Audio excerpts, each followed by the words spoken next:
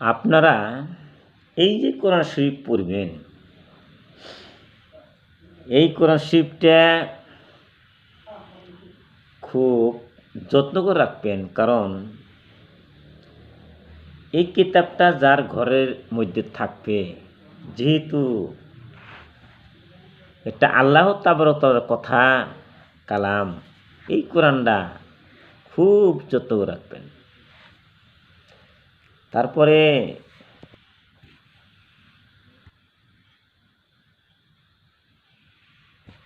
আর যে কলম দিয়া আমরা লেখেন,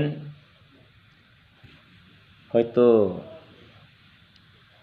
কলমটাও খুব ভালো কলম ব্যবহার করবেন, কারণ বিশ্বর জমিনে যত আমরা লেখাপড়া করতেছি, এই কলমটা যদি ভালো কলম কিনতে পারেন, এত সুন্দর কলম কিনবেন, যে কলমে ভালো লেখা ধরে, সুন্দর কলম কিনবেন, সুন্দর কলম দিয়ে লিখবেন, ইনশাআল্লাহ আজিজ আপনাদের লেখা হয়তো। এই যে একটা কথা বলতেছি, বিশ্বর জমিনে অনেকেই হয়তো আমিন ধরে মোনাজাত করে, কিন্তু আমরা মোনাজাত করি ঠিকই, অনেকের হয়তো মোনাজাত কবুল হয় না।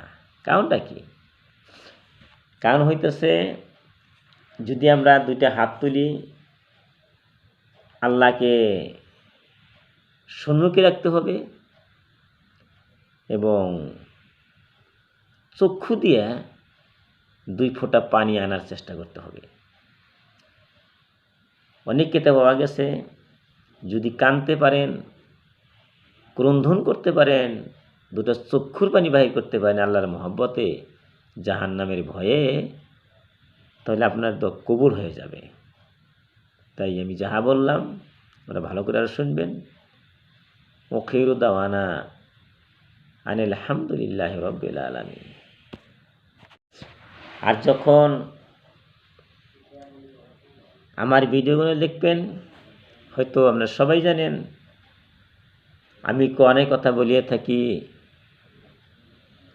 হাদিসের কথা বলিয়ে থাকি, ইসলামিক গজল, কোরআন তেলাওয়াত, এই সমস্ত সব সময় বলিয়ে থাকি। তাই যখন আপনারা মোবাইল খুলবেন, যদি আপনারা মোবাইলের মধ্যে